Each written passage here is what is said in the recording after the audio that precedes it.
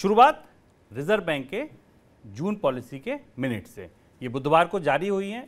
MPC के minutes में growth की राह में महंगाई को सबसे बड़ा रोड़ा माना गया है और यही वजह है कि कमेटी के सभी सदस्यों ने एक सुर में रेपो रेट को 50 बेसिस पॉइंट बढ़ाने पर सहमति जताई थी। इसी सहमति के बाद आरबीआई ने रेपो रेट को 50 बेसिस पॉइंट बढ़ाया था और बढ़ाकर 4.9% कर दिया गया था।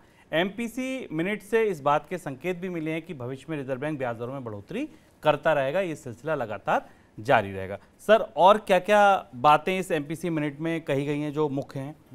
शुभम, ये मॉनेटरी पॉलिसी कमेटी की बैठक थी आरबीआई की, जो समिति बैंकिंग सिस्टम में और मौद्रिक प्रणाली पर ब्याज दरें बढ़ाने या घटाने का फैसला करती है।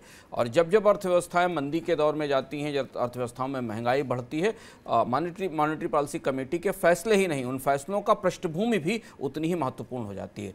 और ठीक इसी तरीके से फेडरल रिजर्व की जो FOMC है, फॉरवर्ड मार्केट कमेटी, उसके मिनट्स आते हैं। और वैसे ही भारत में मॉनेटरी पॉलिसी कमेटी के मिनट्स आते हैं, जिनकी एक एक लाइन, जिनके एक एक शब्द कायदे से पढ़े जाते हैं। आमतौर पर जब अर्थव्यवस्था विकास की परिस्थिति में हो, बढ़ रही हो, तब इन मिनट्स पर उतना ध्यान नहीं दिया जाता, पर आज इसमें से कई सारे महत्वपूर्ण संकेत निकले हैं। शुभम ने एक संकेत आपको बताया, महंगाई स्थापित है, रिजर्व बैंक के गवर्नर कह चुके हैं, पर उस महंगाई की तरफ जाने का जो रास्ता होगा और उस राह में कौन कौन सी अड़चनें आएंगी, इसे मॉनेटरी पॉलिसी कमेटी ने अपने विस्तृत नोट में लिखा है और जितने प्रमुख सदस्य हैं उन्होंने अपनी अलग अलग राय जाहिर की और उसमें 3-4 बड़े हाईलाइट्स निकलते हैं। पहली चीज तो ये कि बाजार में अभी इतनी पूंजी या इतनी तरलता उपलब्ध है जो पैंडेमिक आने के पहले से थी, यानी संकेत नंबर 1, बाजार से और पूंजी वापस खींची जाएगी, यानी ब्याज दरों में और बढ़ोतरी होगी।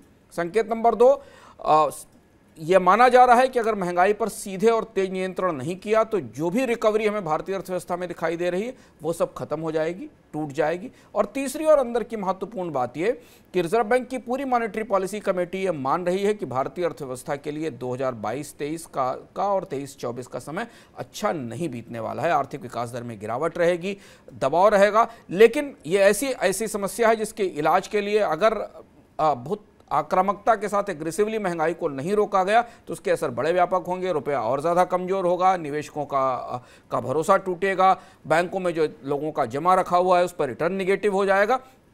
बहुत सारी अलग अलग चीज़ें इस कमेटी में अपनी रिपोर्ट में और अपने आकलन में पाया है। इसके अलावा एक और महत्वपूर्ण बात जो इसमें कही गई है कि भारत को ब्याज दरों में बढ़ोतरी में, अंतर्राष्ट्रीय स्तर पर जो ब्याज दरों में बढ़ोतरी हो रही है अमेरिका और दुनिया अर्थव्यवस्थाओं में, उससे बहुत प्रभावी ढंग से तालमेल करना होगा, ताकि अगर वहाँ ब्याज दरें बढ़ रही हैं तो भारत को भी उसी रफ्तार से, उसी गति से ध्यान रखते हुए अपनी ब्याज दरों में बढ़ोतरी करनी होगी।